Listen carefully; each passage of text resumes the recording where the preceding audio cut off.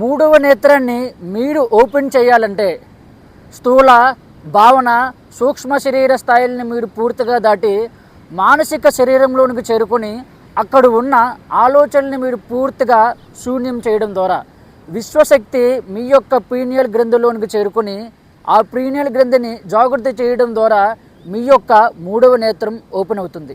భౌతిక భావన సూక్ష్మ శరీర స్థాయిల్లో మీరు ఉన్నప్పుడు భౌతికపరమైన విషయాలు ఎమోషన్స్ ఆలోచనలు మీ పైన అధికంగా ప్రభావం చూపించడం ద్వారా మూడవ నేత్రం జాగృతి కాదు.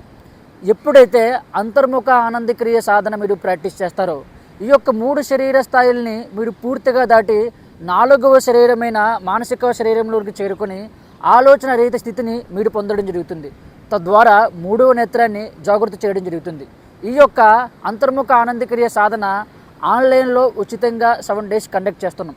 ఇంట్రెస్ట్ ఉన్నవారు ఈ యొక్క నంబర్కి కాంటాక్ట్ అవ్వండి. Thank you.